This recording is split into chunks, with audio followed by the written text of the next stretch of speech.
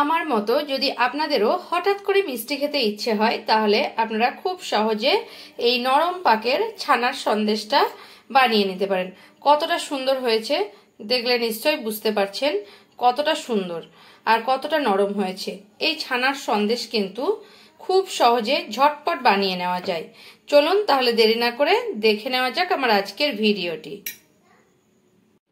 নরম পাকের ছানার সন্দেশ বানানোর জন্য এখানে আমি 1 প্যাকেট দুধ নিয়ে নিয়েছি। আর আমি এই প্যাকেটের দুধটা এখন একটা বাসনের মধ্যে কেটে নেব। দুধটাকে আমি কেটে ঢেলে নিচ্ছি।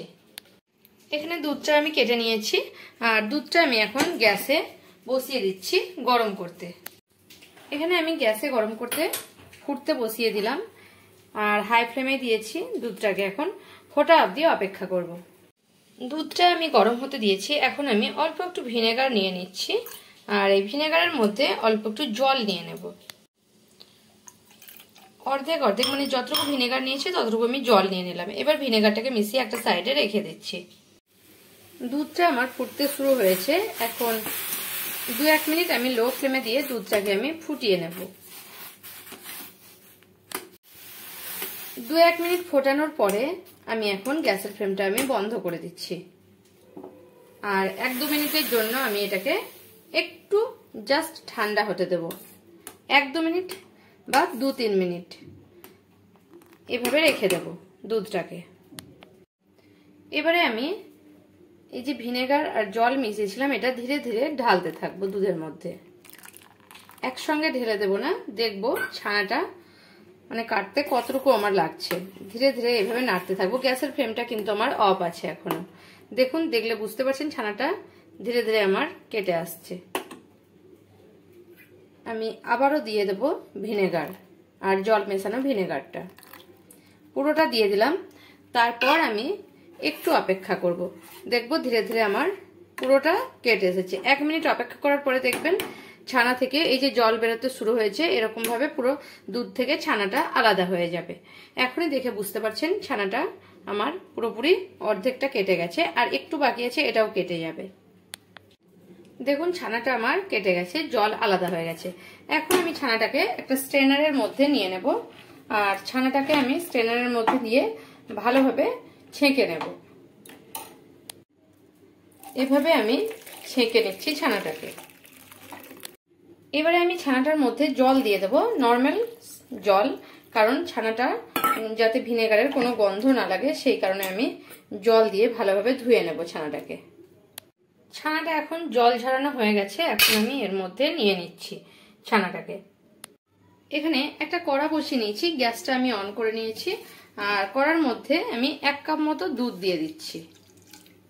1 কাপ মতো দুধ আমি দিয়ে দিলাম আর এই দুধের মধ্যে 3 চামচ মতো চিনি দিয়ে দিচ্ছি, কারণ এই মিষ্টিটা সন্দেশটা বেশি মিষ্টি হলে কিন্তু খেতে ভালো লাগে না, তাই আমি 3 চামচ মতোই চিনি দিলাম।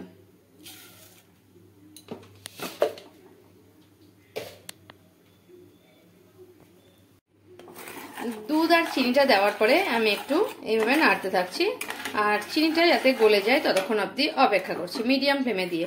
ততক্ষণে আমি দেখাবো ছানাটা আমি কি করছি। এখানে ছানাটাকে আমি ভালোভাবে মাখিয়ে নিচ্ছি, যেন দানা দানা না থাকে, একদম ভালোভাবেই মাখিয়ে নিচ্ছি ছানাটাকে। ছানাটাকে আমি ভালোভাবে মাখিয়ে নিচ্ছি আর দেখতে পাচ্ছেন ছানাটা কতটা সফট হয়েছে। এখন দুধ আর চিনিটা গলে গেছে, এর মধ্যে অল্প একটু সামান্য পরিমাণে ঘি দিয়ে দিচ্ছি আমি। ঘিটা দিয়ে ভালোভাবে মিক্স করে নিচ্ছি আর এখানে আমি এখন যে ছানাটা আমি মাখিয়ে রাখলাম সেই ছানাটা আমি দিয়ে দেবো এর মধ্যে।